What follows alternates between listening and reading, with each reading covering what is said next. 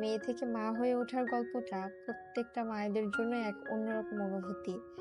এই যে যেমন আমার জন্য আমার ছোট্ট মেয়ে আজকে প্রথমবার এরকম উপুর হতে পারলো আর কি। আমি ওকে শোয়ায় রেখে অন্য রুমে ছিলাম, এসে দেখি ওরকম উপুর হয়ে আছে। এতদিন ও ট্রাই করতো, বাট এক হাতের উপর মানে কাত হয়ে থাকতে পারতো, বাট পুরোপুরি উপর হতে পারতো না। আজকে এসে দেখি এরকম উপর হয়ে পড়ে আছে।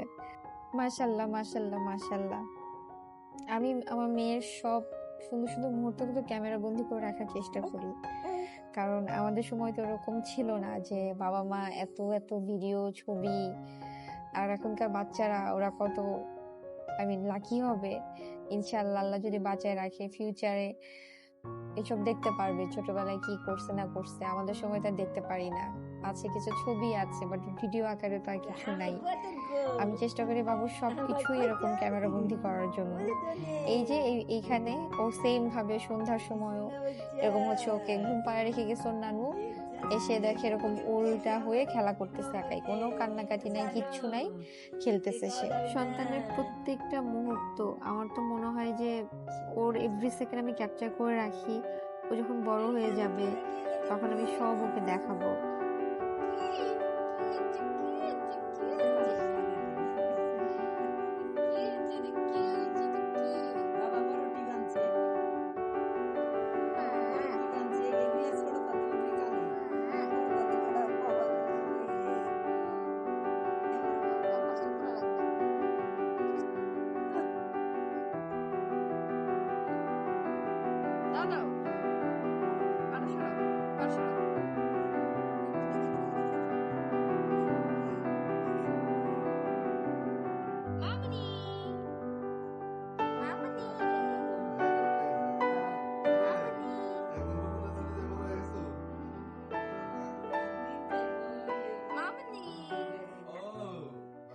বাবুকে তো এভাবে দেখে সবাই, ওর বাবা, ওর নানু, আমি সবার সাথে আমি দুষ্টামি করতেছিলাম, কথা বলতেছিলাম।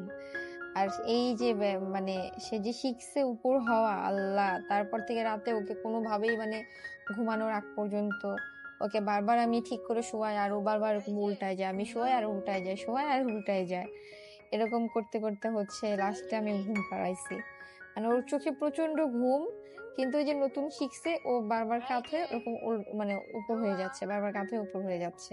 তো এই তো শেষমেশ ওকে ঘুম পাড়াতে সক্ষম হয়েছি আমরা।